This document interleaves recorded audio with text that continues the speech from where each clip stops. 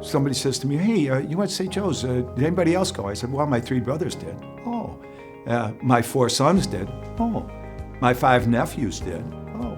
When I came in, I was a little kid, just out of 8th grade from a small parochial school. It was really quite overwhelming to come to St. Joe's at first.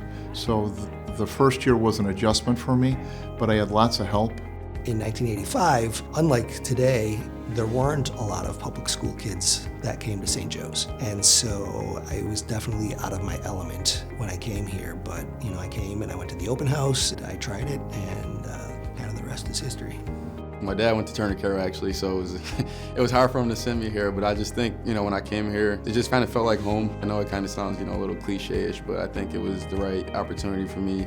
That age, you enter at 13 or 14, you just don't know a lot, but you think you know a lot.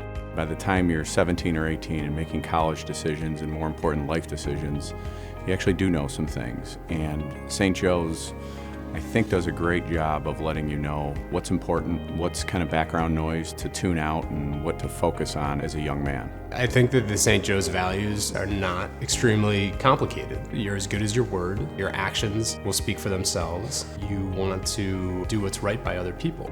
It's those very basic tenets and seeing how they're played out across St. Joe's alum and St. Joe's students that tell me what the St. Joe's values are. What St. Joe's does is it creates a situation where they say all of your opinions are valued, all of your skills are valued. Everybody has different skills, and as you boost people up instead of knocking them down, the best in them comes out. The skills that I bring to the job every day are really something that I acquired along the way. I think if you have that work ethic that I learned from Jim Diott or Jim Rowan, if you have that, you'll figure the rest out. I remember 7 a.m. review classes with Mr. Heller, and initially I had a hard time with the AP classes.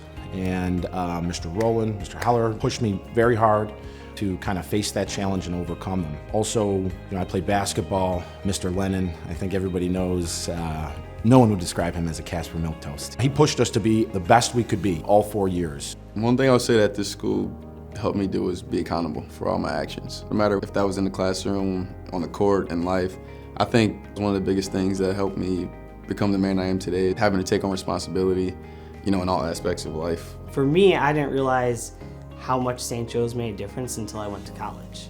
I was a quiet kid in high school. I didn't really talk much. I had a good group of friends, but I really wasn't that confident. And then I got to college, and all of a sudden, I realized how prepared I was. What I think about St. Joe's is the place seems to work.